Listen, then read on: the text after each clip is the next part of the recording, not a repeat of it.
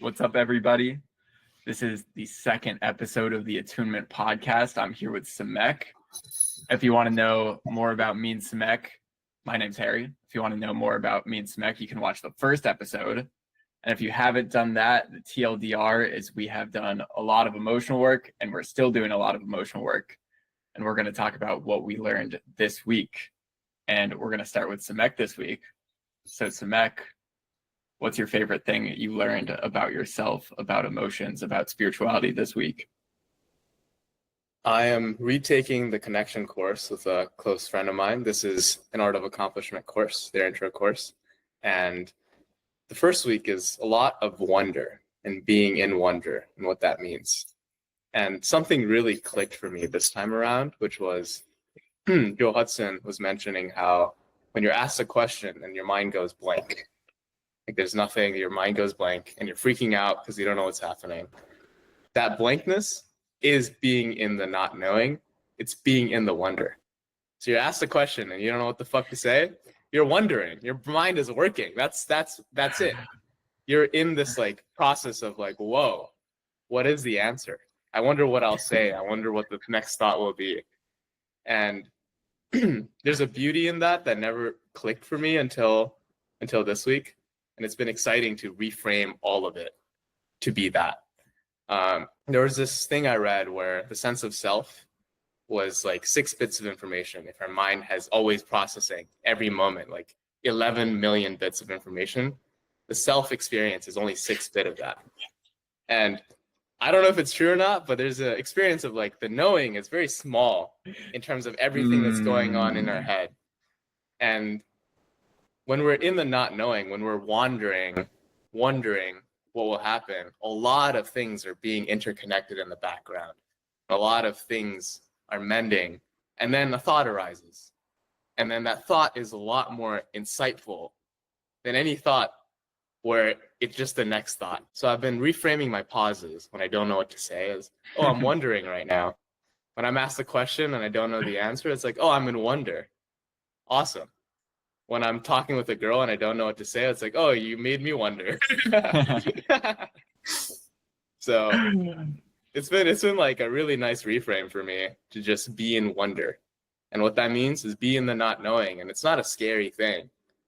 It's a beautiful thing where I am curious about what will come up, but I don't know what will come up.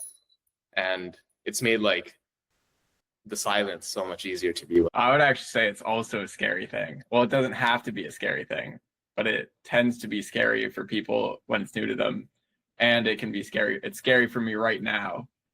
And for me, that also feels super connected to an art of accomplishment. They describe it as authenticity.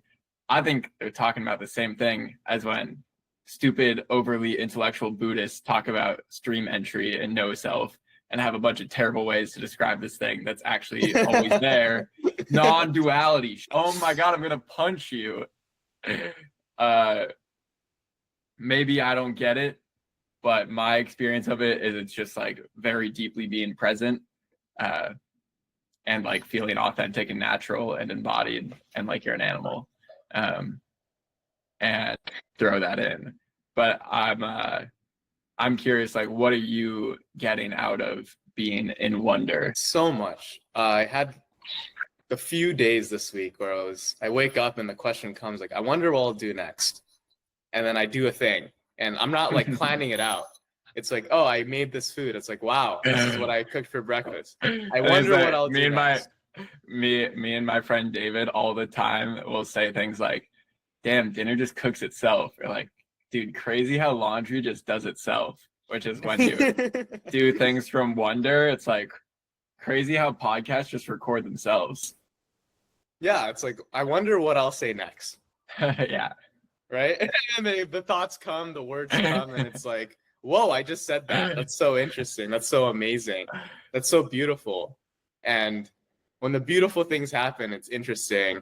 And when the things happen that it's not quote unquote like traditionally beautiful or beautiful experience, it's also like, if you have wonder for it, it's like, oh, interesting, right? It's like when you eat a food that's too salty, like the spoonful, it's like you have no idea what it's going to taste like. So it's like, oh, I wonder what this will taste like.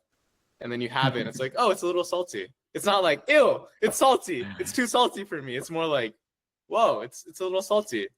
And when you have something that's sweet, it's like, whoa, this spoon is sweet. So like every moment, every experience has like a awe to it that has made life like so beautiful. Just like a couple of days where it's like I hang out with a friend and I was like, I wonder how long I'll hang out with this person. Yeah. And it's 9 hours and you're like, oh fuck, what the fuck? That's awesome. It makes me think, like, listening to you right now, I can be like, I know Samek and I pretty much know what he's gonna say. And like there's some truth in that. And then I can also be like, I don't know so much about Samek and what's he gonna say. Yeah.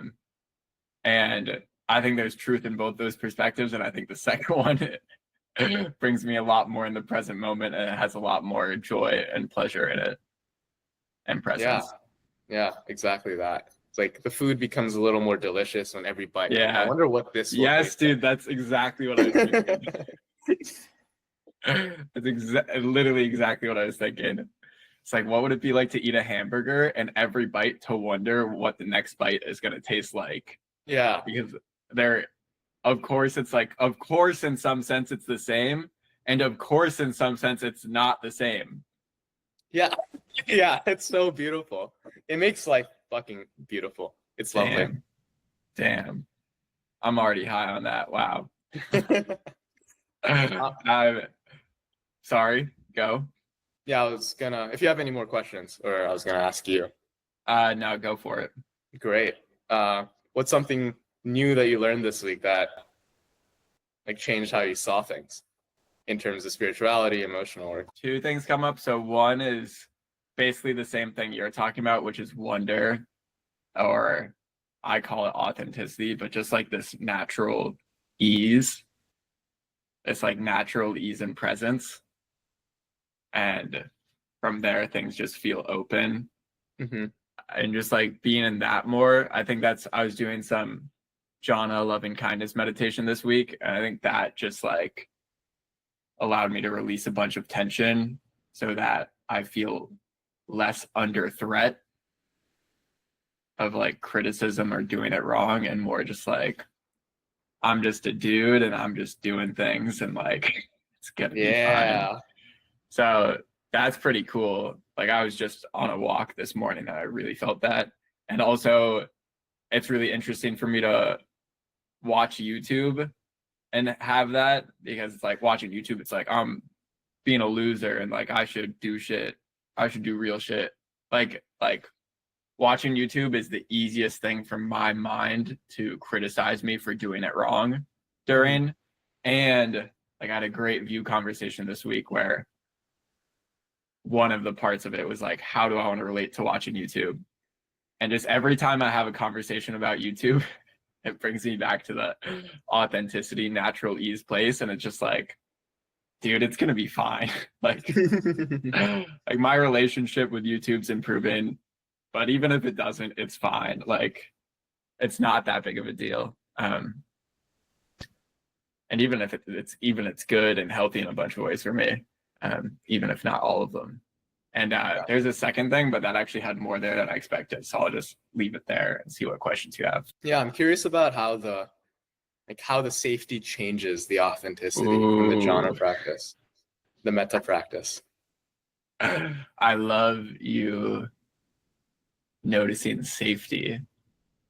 I have this, I guess, tweet from a big insight I had like 2 or 3 years ago. That's like, wow, which is exactly what you're pointing out, I think, which is like, you can't try to be yourself. I'm going to say effort. You can't effort to be yourself.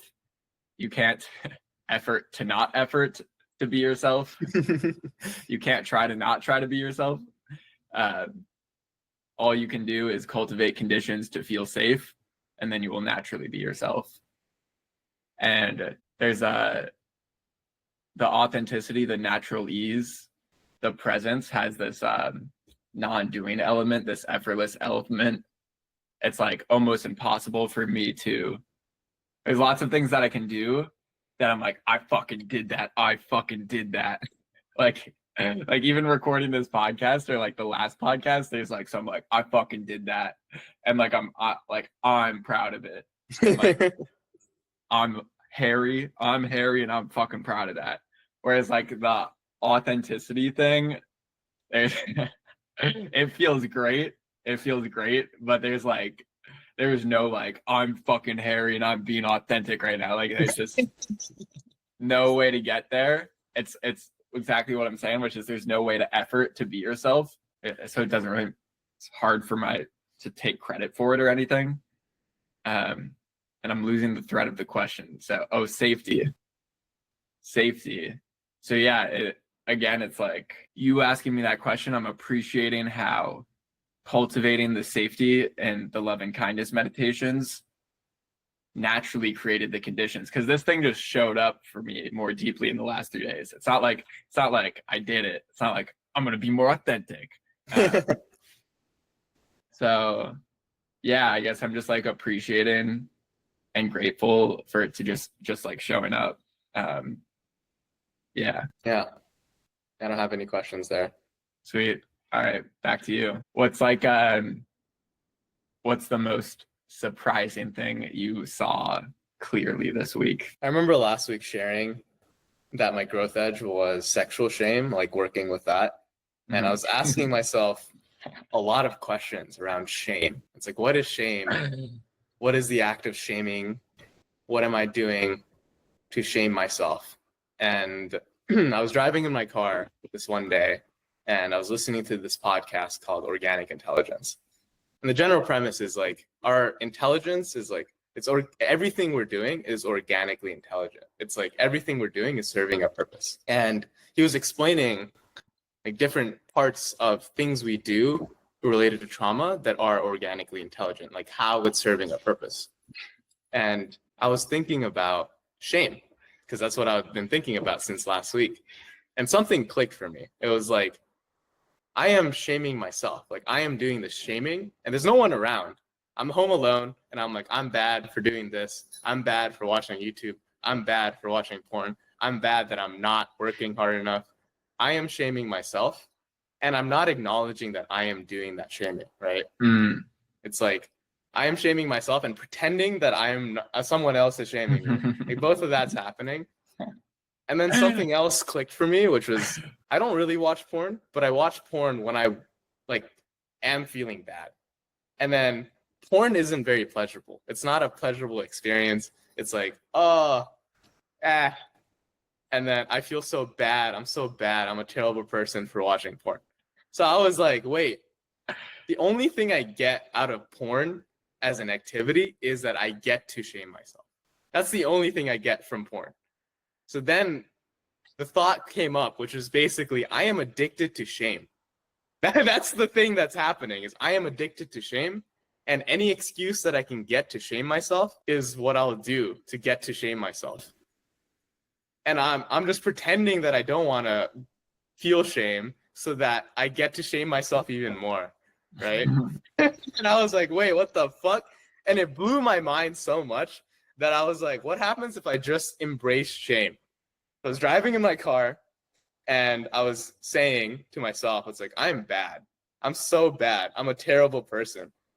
I'm such a bad boy. So bad. And it became like insanely pleasurable to shame myself. It became this reveling in also like this like acknowledging this part of myself that wanted to like acknowledge that it was being bad, right? It's like, oh, I'm being bad and that's okay. So I sat in that as I drove home, and it kind of like blew my mind, which is like, there's a sweetness to shame. And a lot of people sit in shame and they beat themselves up even more. It's like a shame cycle, right? It's like I shame myself and I feel shame that I'm shaming myself, that I feel shame that I'm shaming myself, and it keeps going. It's like this like infinite turtle loop that keeps you collapsed and stuck. And it kind of blew my mind where it's like, I'm shaming myself and then it can just stop there. It's like, I'm shaming myself. Beautiful. I feel so bad. And I can still love myself for being bad. And there's nothing more needed. And I was sitting with that for Tuesday, Wednesday, Thursday, and it was very dysregulating. it was like the sweetness of shame kind of like made my worldview of how I interpret things collapse. So it was hard to be with, like the insight itself was hard to be with because it was restructuring how I saw how I behaved with myself. And I'm still integrating that. It was a really big insight for me. And at the same time, I was like, what the fuck? What the fuck? Shame can be sweet. Shame is just another emotion. It was, it's still like, what the fuck? What's one, sounds awesome. Two, what's your current understanding of the worldview change? I remember reading this article by Sasha Chapin that went like the razor blade honey, which is talking about how like life is like honey on top of a razor blade. You can lick it and it's sweet, but it also cuts you and there's blood. And that's like all of life. You can either acknowledge just the sweetness or just the cut, right? Buddhism is like life is suffering, but life is also sweet. Or you can just acknowledge the sweetness and it's like life is just sweet, but then that doesn't acknowledge the cut, the suffering, not the suffering, but the razor blade. And like he was writing from the perspective of like, this is all of life, like the razor blade, the honey, the cut, all of it. And you can appreciate all of it. And I didn't quite see that as well before this insight, where there was something about shame being the thing that locks other things up. Like it's like I feel anger and then I feel shame around feeling anger. The shame is the lock that keeps the anger stuck. And I didn't acknowledge that the shame itself is another thing that is beautiful and can be loved and has a sweetness to it, not just like the underlying emotion. And having seen that, it's like, oh, what else can be sweet? Like that's like the question. It puts me in wonder even more. Because it's like, oh, wow, even shame can be sweet. What else can be sweet? What else can be wonderful? What else can be experienced as pleasure and enjoyment? Nice. I like the stability with which you asked that last question, because on the first meditation retreat I did like 3 years ago or whatever, when I had less of the emotional stability, I was like, wait, I can enjoy everything. And then I was like, like why don't I just like not eat because I could enjoy that? Or like what, like I could like I'm about to eat this rice and avocado, like I could just like put peanut butter and syrup on it, like, and I could enjoy that. Like, so should I do that? Like if I can enjoy everything, what the fuck do I do? but it's cool to see, like, and that place is pretty destabilizing, even though there's still an insight there. So it's cool to see you. Like, I just heard it in the way you asked that question, like, oh, like, what else could I enjoy? It's just like a exciting, pleasant opportunity. Yeah. And one or two other things that came up for me. Also, in organic intelligence, paraphrasing that guy, Steve, I remember he said something once that was something like, if your system thinks it's in survival mode, if your system thinks there's a threat, your system doesn't want to like positively transform you for your enjoyment. Your system wants to fucking survive. And so far surviving is working. So not changing is a pretty good strategy to continue to survive. And I see that there's the shame, which is going to lock whatever the anger. So the anger doesn't move so that we don't change, because not changing is leading to us surviving. And that's good enough because there's a threat. But then also, oh shit, he might enjoy the shame and then the anger will move and then it'll transform and then there's risk to that and there's a threat. Well, let's just keep on locking up the shame over and over again. Infinite shame loop. Which also makes me think of, I'm going to skip that one. But yeah, infinite shame loops are funny and strange. Okay, and I remember the last piece, which is I've heard this crazy idea, which I really like, which is like someone's watching porn and they're watching like whatever kink they're watching in porn. And this guy said, the actual kink is always watching porn itself. Like the actual kink is you are watching porn, not like anything about them. The actual kink is like you are pretending and disowning that you are stuck and shameful and have no control and have no agency and will never change. Like that's the kink. And I think that's such a cool and interesting idea. Yeah. And if you can take it and if you can view it as a kink, Yeah. and then it changes and then it transforms and moves. Yep. Which is exactly what some part of the person doesn't want to happen, but also exactly what another part of the person wants to happen. I think like there's so much on YouTube about porn addiction.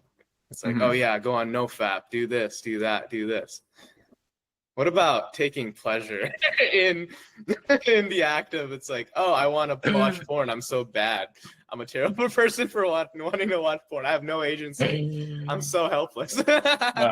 Very, very existential kink. Yeah. A book you may have heard of if you're listening to this podcast, but it's exactly what Samek just described. But yeah, and the art of accomplishment way to say is like, and organic intelligence on the same vibe is like, even if the thing is, no matter what it is, if you enjoy it more, that thing has more space to move. Like it's basically giving that thing freedom and room to breathe and room to change. And that's also similar to like not shaming it. And so like, even if the thing is in particular addiction, still enjoying it more makes it easier for that thing to change and transform however it wants to. Yeah, I'm going to go back to Harry now. You asked me this question, and I haven't had the opportunity to ask you this question. What's your current growth edge?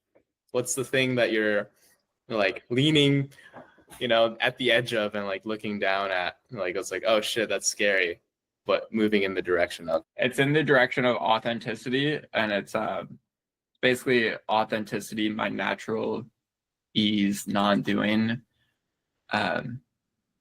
maybe even non-duality, but fuck that word, as applied to logistics and money. I would say like logistics and money, because right now and for a while when I have to do logistics, it's like, fuck off logistics, you're oppressing me, and fuck off the part of me that's trying to get me to do the logistics, you're trying to save and fix me. I'm not going to do any of that. I'm watching YouTube.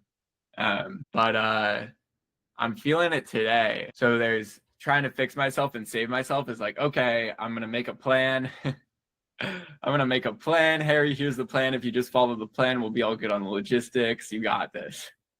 I hate that shit. And then there's like just avoiding it, which is like, I'm going to be fine. Like, I have enough money. I'm smart. I'm going to be fine. It's going to work out. And then there's like the authenticity thing, which I was just doing before this podcast, which is like, not to make this a financial podcast, but it's like, I think we're going into a recession. I've literally never considered what that means, how I should change my investments. The part of me that wants to collapse is like, Harry, just keep your investments exactly the same. It's going to be fine. Shut up. And then the part of me that wants to make a plan is like, let's like go super deep on this and talk to this person and ask this question on the internet and like get this perfect system so that we know we'll be safe. But then like the authenticity thing in the middle is like, I'm just gonna like sell all my index funds. Like it's just taking one step at a time. It's like, I feel like selling all my index funds. That seems reasonable. I'm gonna do that. And it's like, I should probably not just have my money all in cash. Okay, what am I gonna do now? And it's really just taking it one step at a time. And there's something more vulnerable about that. And there's something that creates a lot of dissociation in me when I do logistics, especially actually engaging them in an authentic way. Like I feel the dissociation talking about it right now. But it's like there's this cloud over me, but still I like know what direction to walk in. Or it's like it's so foggy, but I can still see one foot in front of me. And so it's scary, but like I actually do know what direction I want to go in and how to go in that direction. So that is the current growth edge. Yeah, how has it changed over the past few weeks? Like thinking about logistics and money. Ooh.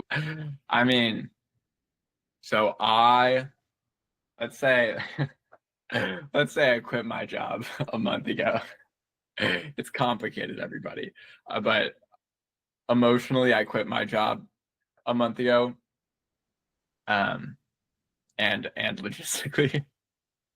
And so like a month ago, I'm like, it's like, okay, right? It's very much in the savior part, which is like, what plan am I going to set up? I'm going to change this. What plan am I going to set up so that I have a job like the job I just had in a certain time frame? Like, how can I get a similar job, basically? And then that kind of went to like, it's going to be fine part, which like a week later, it's like, shut the fuck up. Like, it's going to be fine. Like, I don't want to do that right now. It's going to be fine. And now it's like, I mean, it's just the same thing, but now it's like, like there are financial opportunities I'm interested in that I just like want to move towards. There are like events that I could get paid for that I just want to run. There's like there's like retreat centers I could work trade at that I just want to reach out to. Like I don't need to force myself, and I don't need to completely ignore this thing. I can just like follow one step at a time what I naturally want. And it's going to get what I want. I'm going to get what I want, I think, which is like what this side wants, the trying to fix myself. And like, I don't need to force myself to do anything, which is what this side wants. So it just feels, and I think that's kind of why the dissociation comes up. It's kind of like, this is so weird. Like to my system, it's like, this shouldn't work. Like I thought it was supposed to be harder, but I can see that it's going to work. Well, yeah. Yeah. It makes me think of like the Buddhist idea of like the middle way. Yeah. You know, it's right there. You just go down the middle of like, oh yeah, one step at a time, you know, the next step. You don't have to plan it all out. You also don't have to like not think about it at all. You just take the next step. Yeah. And something I love about that is then people are, or I in the past, but people might be like, oh, so like never plan.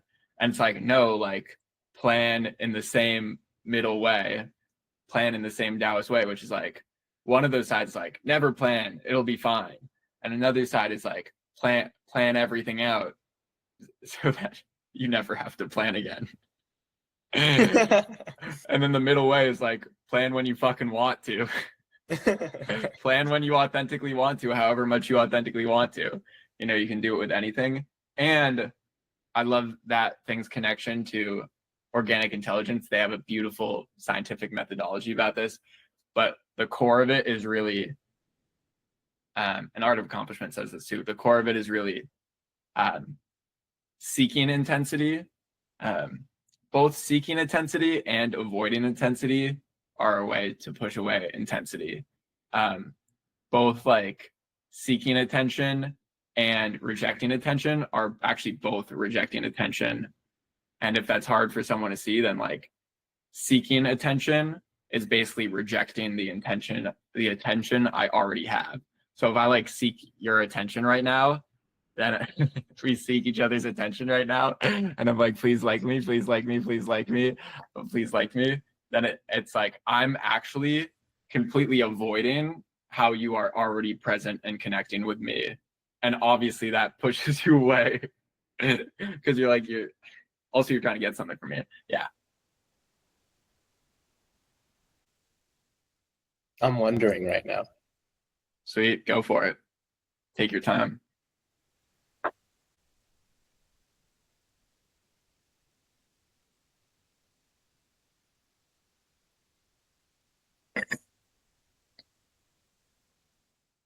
I think like the thing that's coming up is like as you share that, I'm like, whoa, it's really scary to be here in the moment. Yes, that's what I'm feeling too. I'm just like, oh my God. It's so scary to just let yourself like take the next step. And yes, it's like you're fully present. So you're taking the best next step you can. But then you're like, it's like it is the classic, like you're falling. Yeah. There's You're a falling. huge amount of letting go of control in it. Yeah. The most. So you're taking the best next step, but then you don't know what's after that. It's like this unknown, this open space where you're falling. and then you're taking the next best step after that. And then it's again the unknown, the falling, and it's a continuous falling. And the Tibetans have a saying for it, which is like groundlessness. It's like if you're falling, if you're always falling but there's no ground, are you really falling or are you flying? It's like, Yeah. oof. And when you're falling, like you can die at any moment, and that fear, that like it's like that death being that near, that close to you, like really brings you to the present moment. Like it brings you here, like right here. That's interesting. The fear bringing you into the present. That's interesting. I see that. For me, but I think maybe more safety, feeling more safe than normal. I'm imagining the same analogy, but as like life's just like, yo, Harry, you get to float in the lazy river. Like you get to, and I'm like, and the fear, well, there's like the fear and the habits of like, well, I should be productive. I should swim with the current. Like we can get there faster. And if I get there faster, I don't have to feel the fear because it's like I'm putting in the effort and that's what I'm supposed to do. So no one can criticize me. And also I could be like, wait, I don't want to go where the river is taking me. Like I'm going to resist. And then I also don't have to feel the fear because like I'm standing up to the authorities. Like they're wrong, so I'm right. But then like the actual scary thing, the actual least control is like letting the river takes me where it wants to take me. But also in this case, like the river is me. Like it's just all of me. It's not only the parts of me I identify with, which is what makes it scary. It's kind of acknowledging how much bigger I am than I can necessarily see or feel or think in any moment. Yeah, so much wonder in that. Like there's so much wonder in like acknowledging that there's I am way bigger than all the things I identify with. And I don't know. I will if I am being with all of me, I will not know more than just the next step. Oh my God, that's brutal. That really resonates and doesn't make sense to me intellectually, and I don't need it to, and I like that. Actually, okay, I have two things. One, I was having dinner with my two roommates this week, and I was like, all right, guys, half is a joke, but half seriously. All right, guys, dinner tonight. Here's the experiment. No one's allowed to put any effort into making sense. Everyone's just going to speak, and you are not allowed to try at all to make sense. You're let yourself naturally make sense, right? In the middle way, but no trying to make sense. And honestly, it's like my favorite conversation the three of us have had. And I felt so much less inhibited. I felt so much less inhibited in such a good way. And I feel like we were all funnier. And also essentially everything everyone said made sense. And I think it actually made more sense than normal. Yeah. I think that like attempt to make sense, it's like I'm trying to make sense, that's fucking you up. It's not going with the lazy river. Yeah. Yeah. Also, people can, I mean, maybe not on a podcast, but people can just ask you a fucking question if you don't make sense. Like, they can just be like, oh, that part didn't make sense. Yeah. Yeah. Anything else? There's one other thought, but it's gone. So sad. Maybe he'll come back. Maybe he won't. You want to do one more round or you want to end it here? How are you feeling? We can do one more round. One more round. Let's do it. That's what I want. All right, let's switch back. Is this thought coming back? It'll come back when it comes back. Going back to you. I'm just like, what's alive for you? What are you most excited to share right now? I hung out with a friend of mine who's been doing a lot of emotional work for like a long time. And we hung out for 9 hours straight this weekend. It was a really intense experience because he has the capacity to be super present, like deeply present, and also the capacity to be, and it's like a welcoming, it's like a gesture to also like allow me to be extremely vulnerable and present. So every hour that we hung out, he would share something so vulnerable that like it felt like I had this like knife that I could stab him with. And then I would reciprocate. I would share something so vulnerable that I felt like he could kill me in that moment with it.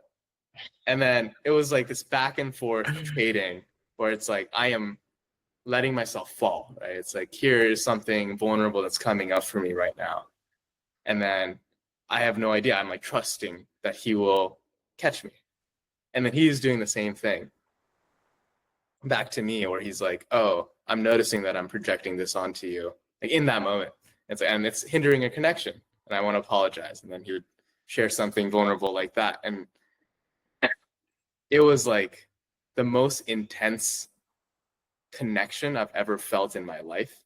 And it got more and more intense, where we would just like look at each other and be like, it's really scary to be around you, you know, because there's nothing to protect. Like the ego, sense of self is there, and it's forming because we have to protect this and we have to protect this, and we can't share this and we can't share this.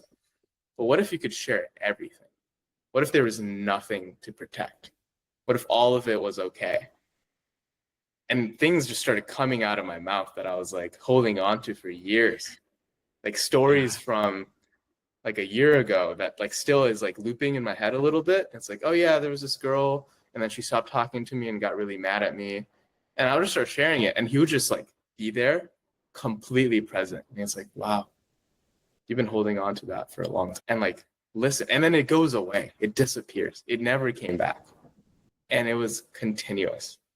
And it felt like I was dying. It was not like dying as in like, you know, I was like, not like physically dying or anything, but it was like he was killing me with his love. It was very much like he was killing me with his love every moment. And I want more of that. It's just like, I want more of that. I want people I can be so myself with. Like I can share like the shittiest parts of me, and I'm loved. And I can share, they can also share every way they're judging me, and I can be open to hearing it, and we can work through the conflict together. And I want to be around people where, I don't know, it's like there's nothing to protect, and that's like reflected back to me. And yeah, I think that it's like what's alive for me is like being around people in person that have that kind of presence. So my question is, well, listening to you, I felt afraid that someone might hear what you're saying as codependence or trying to fix yourself. I don't actually think that's what you're pointing at. And so my question is, in that state of deep connection where it felt like there was so little you needed to protect, what was your experience of boundaries? Like an example I can imagine is like the most vulnerable thing to say being like, oh, I actually don't want to talk about that. But that being different from protecting yourself. So like in that deeply connected, vulnerable, safe space, what was your experience of boundaries? If it felt like there were boundaries. There were insane, amazing boundaries. It was like everything was permissioned. And it was like, hey, can I ask you this thing? And then and I had an opportunity to say yes or no. And then it was scary. And at the same time, the reason I was able to share so deeply was because it felt boundaried. It felt safe. And then I'm assuming he did as well. And also it was an intense experience. So probably not like every day where I'm like having that kind of connection. What was specifically your experience of like saying no to something, or of him saying no to something? I think like one example that comes up is like a pattern that I have, which is I want people to like sometimes I don't want to feel like my excitement or joy. So then I'm like kind of like throwing it at people as, hey, be excited, be excited, be excited, be happy for me. And it was a very like easy, like the moment he walked in, he was like, nope, I'm just gonna be in myself and like not taking on my emotions and not feeling my emotions for me. And another one was like we went to a party together, and he would just like sit down. Just like go, like everyone's dancing, and he just like goes sit down and meditates. And I'm like, damn. He's like, nope, he's not gonna. You know, he's gonna take himself out of the situation if that's not what he wants in that moment. Yeah, and I feel that. And how did that feel to you? There was like I felt rejected, and then also it's like, and then he comes back, and then he's like, oh, there's like no rejection there. So then Yeah, that makes me yeah. feel like it flips it, right? It's like, oh, it flips that narrative. It's like if someone is Yeah. not taking on my emotions or not fully, not like saving me. If someone's not saving me, then they're Yeah. rejecting me. It like flips that narrative. Mhm. Yeah. I totally see that, like the feeling rejected and then the other person's so obviously not rejecting you that you're like, oh, I guess I'll just like feel rejected and feel connected to you. I didn't know I could do that, but that's what's happening already. Okay. Oh yeah, exactly that. I was telling him as he was eating, I cooked him dinner, and as we were eating together, I told him, I was like, bro, I have so much shame, like like when you're vulnerability shame, like vulnerability hangover. It's like when you're vulnerable with someone, and then you feel like they're rejecting you or they're gonna stop talking to you after the conversation because you shared too much, and then you like feel a lot of shame. You're like, oh, I'm bad because I overshared and I'm a terrible person. I can't believe I said that. Yeah. And I was having that as he was eating dinner with me in front of me. And I was like, bro, he's gonna leave me and I'm rejecting, I'm a terrible person. And then he just like looked at me and it's like, I wonder what it's gonna do to your system if you're feeling that I'm still here right now. And then he went back to eating. I was like, what the fuck? Yeah. I love the feeling rejected and connected at the same time. Yeah. There's I think that was this week. This was much earlier in the week, but I read a great part of the book Listen, which is a parenting book. Just read like 2 pages on setting limits, setting boundaries with your kids. And it just had a very simple idea that was like, you can say no to your kid and then they might blow up and then you like stay with them and you listen to their feelings. And I was just like, oh, the thing I do, and I don't have to listen to adults' feelings like if I don't want to.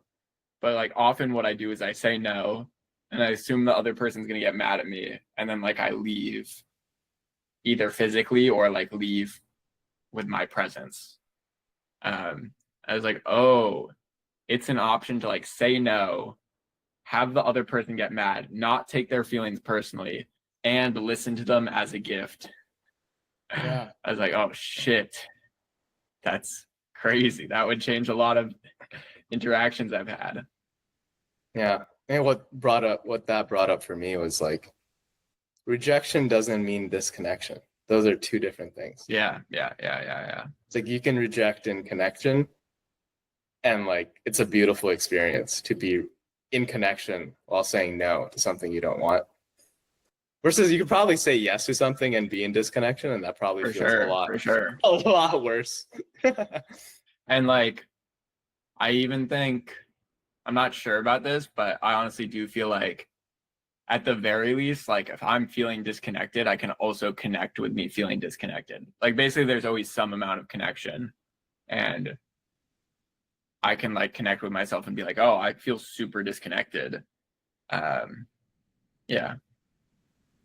Sweet. Any final things on that one? I felt very vulnerable to share. I hope don't enjoy your shame about that though. The police will get you. You're not allowed to enjoy your shame. That's bad. Don't do that. Oh, that's funny.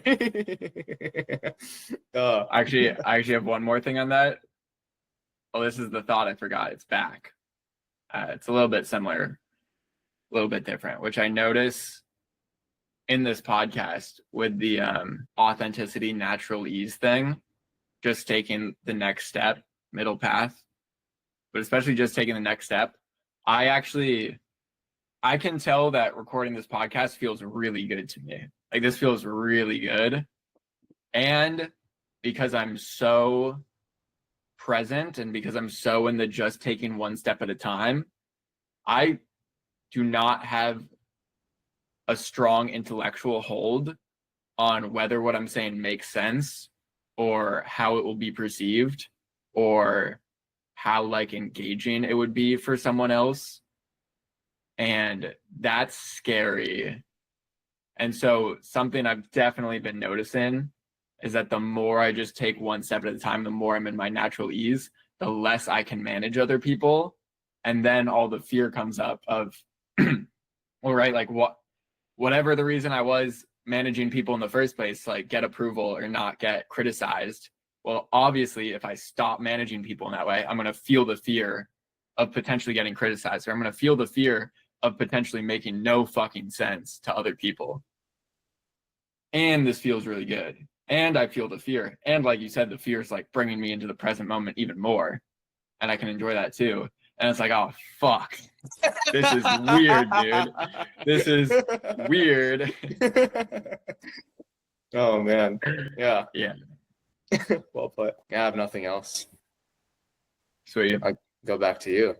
What's something that's the most, like, not something, what's the thing that's most alive for you? I like that question. The thing that's most alive for me is just this, like, the last big thing that stands out to me that I learned this week, which was super related to like the logistics and middle way stuff, but this insight felt so good, which I was having a view conversation, and we were like getting close to this conflict. We were getting really close to the conflict between giving up on logistics and planning everything out.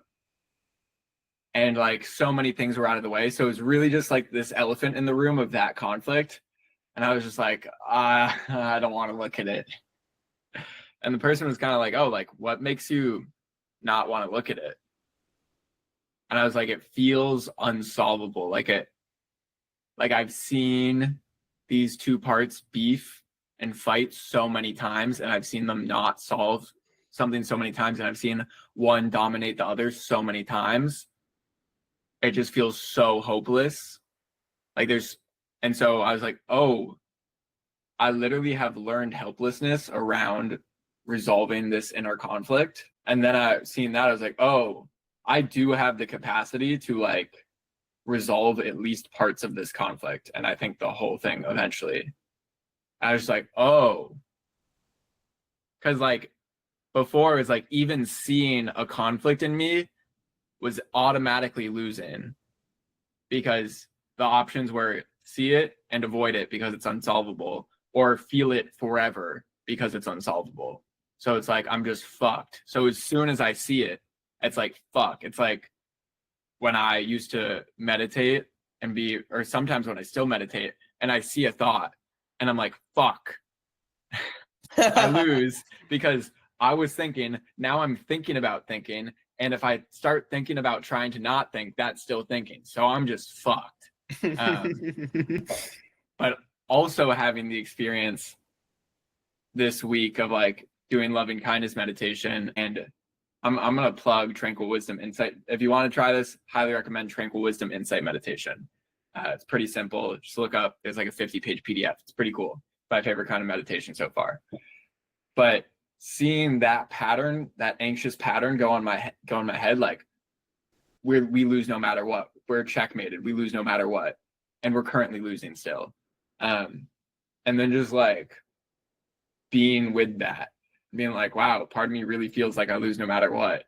And like having space for that is so weird. So, but yeah, I just got to like take steps this week towards like resolving that conflict and seeing it way more clearly. And there were two parts that were, these two parts were really tangled up, and I thought they were one part. So I thought it was unsolvable, but now seeing that they're two parts, I'm like, oh, you guys basically just both want to be authentic. Like, and they actually don't hate each other. I thought they hate each other. They don't. They just like, they kind of use each other to get control from everyone else. Yeah, it's just weird to see that more clearly, and it's exciting to see that I do have the ability and capacity to like resolve my inner conflicts and so I no longer am in this trap that's like, as soon as I see tension or conflict, I immediately lose because it's unresolvable. It's like, oh, if I see tension, then I can like be with it. Yeah. Which is weird.